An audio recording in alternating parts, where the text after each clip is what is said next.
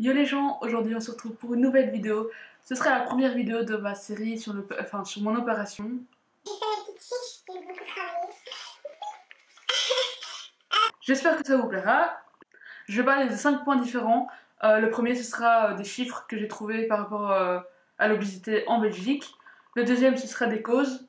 Le troisième ce sera l'IMC, donc l'indice de masse corporelle, comment le calculer, etc., etc. Ensuite je parlerai des différentes opérations qui existent par rapport à l'obésité. Et ensuite je parlerai de mon parcours que j'ai fait pour avoir ma date d'opération. Si la vidéo te plaît, n'hésite pas à t'abonner et n'hésite pas à liker, mettre des pouces. Puis je vous laisse avec la suite. Donc, les chiffres que j'ai trouvés se rapportent principalement à la Belgique parce que je vais pas chercher plus loin dans de la France ou du monde entier. Je me suis dit je vais me focaliser sur la Belgique parce que bon, on est en Belgique donc autant en profiter. Autant en profiter. Là, tu commences déjà très bien ma vidéo. Ouais, bien sûr. Bref, on continue. Donc, j'ai trouvé que il y avait plus de 200 000 Belges qui étaient touchés par la maladie, soit de surpoids, soit de l'obésité ou de l'obésité morbide. Je reviendrai là-dessus un peu plus tard. Il y a 48% d'adultes qui sont touchés par cette maladie, dont 12% qui sont en surpoids et 14% qui sont obèses. Et il y a plus d'hommes qui sont touchés que les femmes, 55% d'hommes pour 42% de femmes. J'ai trouvé qu'un enfant sur 5 de 2 ans à 17 ans est en surpoids et 7% d'enfants ados étaient touchés par l'obésité. J'ai un peu cherché les causes entre guillemets, même si c'est un peu facile. Donc j'en ai trouvé 3, dont 2 qui me semblent logiques. La première c'est la facilité dans le sens où les fast-food, les plats préparés qu'on trouve en magasin et tout, c'est tellement plus facile que de faire un bon repas. Et donc beaucoup de personnes se contentent de très peu finalement. Ensuite il y a aussi le fait que la nourriture de bonne qualité est plus chère en général que des fast-food ou des plats préparés. Et donc manger sain coûte cher. Et la troisième, qui est peut-être une cause et en même temps ne l'est pas, enfin oui et non, je suis un peu partagée sur ça, c'est que beaucoup d'écoles possèdent un distributeur de sucreries et de boissons sucrées, donc des softs comme Coca, Fanta, etc., etc. Et donc ils ont plus de facilité à se procurer du sucre quand ils veulent. Ensuite, je vais vous parler de l'IMC, donc indice de masse corporelle. C'est savoir dans quelle catégorie, même si j'aime pas du tout le mot catégorie, on se place. Donc, de 18 à 25, c'est une corpulence normale. De 25 à 30, c'est en surpoids. De 30 à 35, c'est obésité modérée. De 35 à 40, c'est obésité sévère. Et supérieur à 40, c'est obésité morbide. Et l'obésité morbide, comme son nom l'indique, peut provoquer la mort de certaines personnes, soit par le diabète, soit par des problèmes pulmonaires, du cœur, etc., etc., etc. Ensuite, je vais vous parler des 3 opérations qui existent en Belgique et un peu partout dans le monde. Il y a l'anneau gastrique, le bypass et la sleeve. Alors, je vais commencer par l'anneau gastrique. Donc, en fait, l'anneau gastrique, c'est un espèce d'anneau qu'on place au niveau de l'estomac, tout autour de l'estomac, et qui permet de faire une petite poche au-dessus de l'estomac, et donc qui réduit beaucoup l'espace de l'estomac quand on ingère des aliments. Donc, les avantages, c'est qu'il y a la possibilité de desserrer l'anneau ou de l'enlever, donc ça permet de contrôler le poids. Les désavantages, c'est quand on décide d'enlever l'anneau ou qu'on le dessert, en général on reprend le poids qu'on a perdu parce que on retrouve l'espace de l'estomac et donc du coup on peut manger plus vite, en plus grande quantité et donc on reprend d'office. En tout cas la plupart des gens qui desserrent leur anneau reprennent. Ensuite il y a le contrôle tous les 3 ans parce que l'anneau se dessert. Voilà, c'est une contrainte entre guillemets. Il y a aussi le fait que les personnes sont en carence de vitamines et d'oligo-éléments, donc il faut toujours combler ça. Ensuite, il y a les vomissements qui sont très fréquents, et donc le problème c'est que ça irrite énormément la paroi œsophagienne. je sais pas si ça se dit, mais je pense que ça se dit, je suis pas sûre. Et donc ça peut déplacer l'anneau, ce qui est très mauvais, et donc ça veut dire que si l'anneau se déplace, il faut l'enlever, et donc l'opération aurait été faite pour rien. Sinon, les résultats, si le régime est suivi correctement, on peut espérer perdre 80% de la masse en trop en 2 ans. Et sinon, les échecs, c'est l'enlèvement de l'anneau, et c'est de se dire qu'on doit passer au bypass ou au sleeve.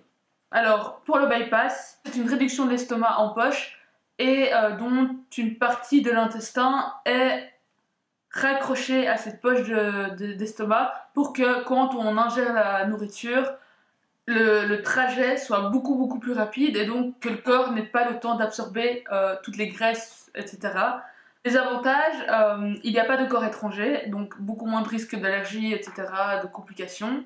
Perte de poids plus rapide qu'avec l'anneau et peut être réalisé en cas d'échec de l'anneau gastrique. Les désavantages, il y a beaucoup de nausées, en tout cas dans les premiers mois, quand on mange trop sucré, quand on mange trop gras, trop salé, trop épicé, etc. Il y a des risques de vomissement et donc... En tout cas pour les personnes qui mangent de la nourriture dégueulasse, il n'y a pas d'autre mot, voilà. Tu veux dire ça? Il faut changer radicalement de nourriture pour les gens qui mangent pas sainement. C'est une opération qui n'est pas réversible, donc ce qui veut dire qu'une fois qu'on l'a faite, il n'y a plus moyen de revenir en arrière. Il y a les taux de complications post-opératoires qui sont un peu plus élevés qu'avec l'anneau, du style fistule. Et les fistules, c'est un peu comme des saignements, des réouvertures de cicatrisation, ce qui n'est pas top. Ça nécessite de prendre des vitamines à vie. Enfin, comme je l'ai dit avant, l'absorption est vraiment minime et donc du coup il faut reprendre des vitamines tout le temps pour éviter de tomber malade. Enfin, pour éviter de faire de choses. Et le dernier point négatif, c'est que ça diminue l'effet de la pilule contraceptive. Après, je me suis pas trop renseignée sur ça, donc à voir avec le gynécologue. Mais il y a beaucoup de sites qui disent que c'est pas top. Parce qu'encore une fois, l'absorption se fait pas très bien. Pour ce qui est des résultats, en 1 an, on peut espérer perdre entre 57 et 78% de masse corporelle. Et Sinon, pour tout ce qui est échec, c'est la perte de poids. Ah oui. Et pour ce qui est... et pour ce qui s'agit... Et pour ce qui... Ah Annelise, respire. Ok, c'est bon? On est reparti. Merci. Voilà. Ok. Et pour ce qui... C'est horrible. Et pour ce qui est de la perte...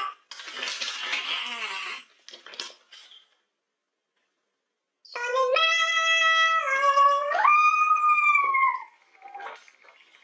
Et pour ce qui est des échecs, il y a le fait que la perte de poids peut s'arrêter. Et donc... On arrête de perdre du poids. Merci Anaïs. Et une des causes de l'arrêt de la perte de poids, ça peut être des causes psychologiques. Par exemple, parfois, on se met des barrières sans le savoir et donc ça s'arrête. Voilà. C'est une des causes que j'ai trouvées. Après, je sais pas s'il y en a d'autres ou pas. Bref. Et ensuite, je vais parler de la sleeve. Donc, la sleeve, c'est une réduction de l'estomac en un tube.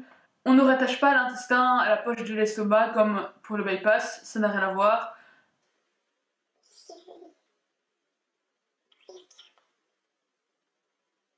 Qu'est-ce qu'il regarde? Monsieur, on ne regarde pas comme ça les gens.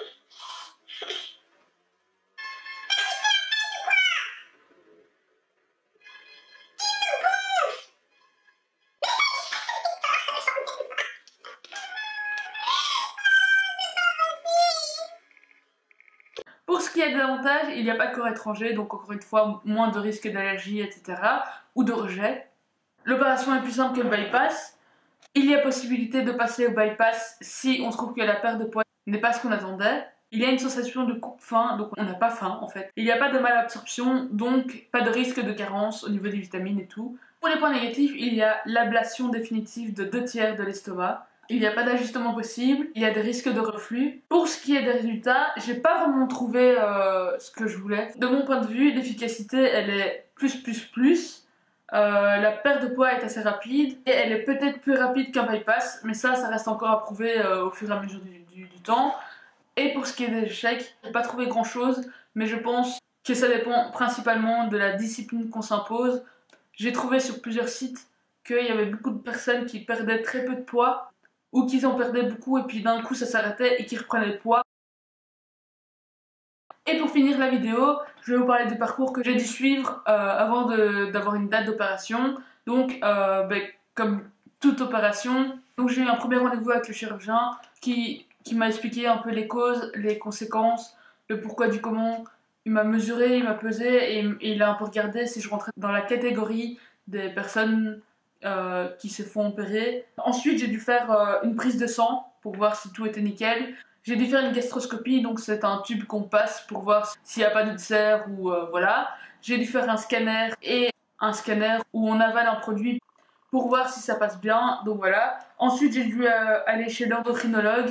C'est la personne qui regarde les prises de sang pour voir si tout est nickel. J'ai dû aller chez une diététicienne qui m'a prescrit un régime à faire avant l'opération, 3 semaines avant pour être précise, où je vais limiter mes aliments parce que quand on opère, comme ça se fait par petite caméra et par petit trou, il faut que le gras qui soit autour de l'estomac soit moins important qu'avant et que le foie est dégorgé entre guillemets. Ensuite, j'ai été chez un psychologue parce qu'il fallait bien passer par là pour être sûr que je ne sois pas déséquilibrée mentalement, etc. Ensuite, j'ai dû attendre tous les résultats. Il y a eu une sorte de réunion avec toute l'équipe pour décider si l'opération était faisable ou pas. Et ensuite, je suis repassée chez le chirurgien pour qu'il me donne la date de l'opération. Et donc, je me suis fait opérer le 27 avril et maintenant, ça va faire bientôt 2 mois. Et donc voilà. Voilà, la vidéo est terminée. J'espère qu'elle vous aura plu. J'espère qu'elle vous aura appris 2-3 petites choses. La prochaine vidéo, ce sera surtout sur pourquoi j'ai fait l'opération, mes motivations, etc. etc. Je voulais introduire d'abord le sujet parce que je trouve que ça reste un sujet assez important. Et donc voilà, j'espère que ça vous plaira. Si ça vous plaît, n'hésitez pas à mettre des pouces en